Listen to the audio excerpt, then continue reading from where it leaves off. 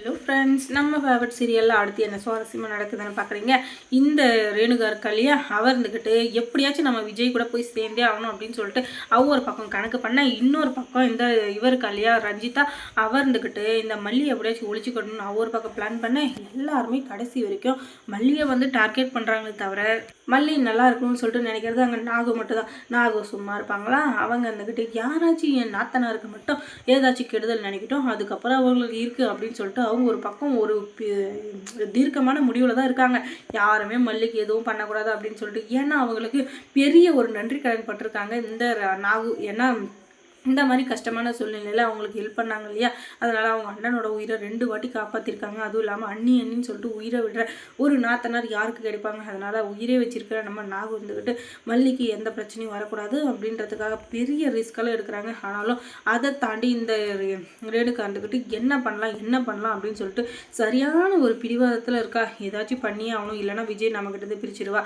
சொத்து பார்த்து கிடைக்கலனா கூட பரவாயில்ல, விஜய் கூட சந்தோஷமாக வாழ்ந்துட்டு போயிடணும். அந்த பணத்தை எல்லாம் அந்த இவங்ககிட்ட கொடுத்துட்டு நம்ம கடைசி காலத்தை இந்த விஜய் மாதிரி ஒரு ஹேண்ட்ஸமான ஆள் கூட வாழ்ந்து நம்ம வாழ்க்கையை கழிச்சிடணும் அப்படின்னு சொல்லிட்டு இவன் நினச்சிட்டு இருக்கா.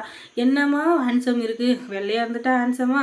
எல்லாருக்குள்ளேயும் ஒரு மனசு இருக்குது. அந்த மனசு எத்தனை பேருக்கு தூய்மையாக இருக்குன்னு தெரியுமா? வெள்ளை கருப்புன்றதை விட்டுருங்க, யாருடைய மனசு சுத்தமாக அழுக்கு இல்லாமல் இருக்கோ அவங்க தாங்க உண்மையான ஆன்மக. அவர் கருப்பாக இருந்தாலும் சரி, வெள்ளையாக இருந்தாலும் சரி, அதை புரிஞ்சுக்கிட்டாவே உலகத்தில் எத்தனையோ பேரோட வாழ்க்கை நல்லபடியாக போகுங்க.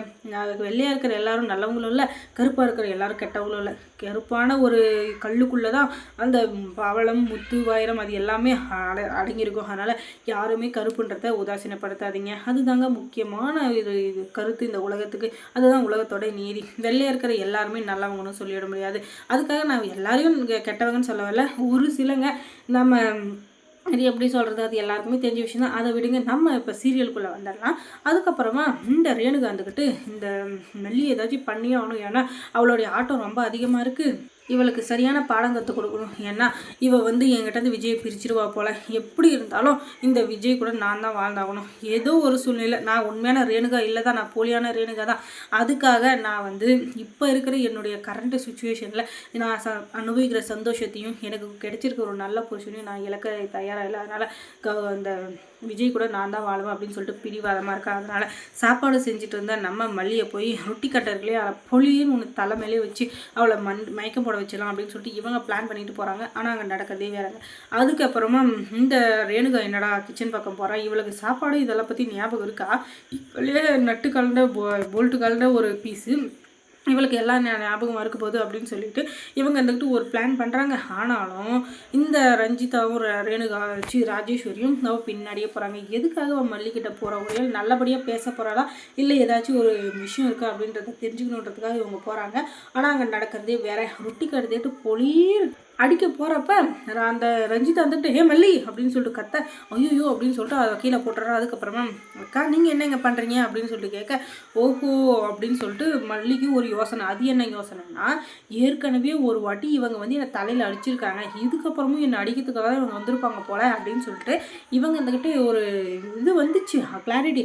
ஆனாலும் அவங்க 2 பேர் இருக்கிறதுனால இவ எதுவும் பண்ணியிருக்க மாட்டா அப்படின்னு சொல்லிட்டு ஒரு தைரியமாக இருக்காங்க. இருந்தாலும் இவங்க சொல்கிற எதுவுமே நம்ப முடியல.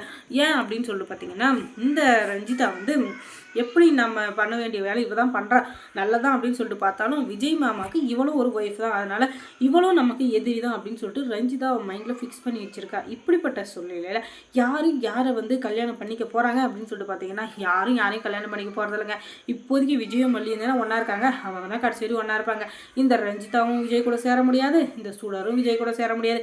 இதை புரிஞ்சுக்கிட்டா 2 பேருக்குமே நல்லது. இல்லை 2 பேரையும் ஓட விரட்ட போகிறாங்க நம்ம மல்லி. அந்த நாள் என்னைக்கு வரும் அப்படின்னு சொல்லிட்டு பார்த்தீங்கன்னா, ரொம்ப தூரத்தில் பக்கத்தில் தான் இருக்குது, கூடிய சீக்கிரத்துலேயே வரதான் போகுது.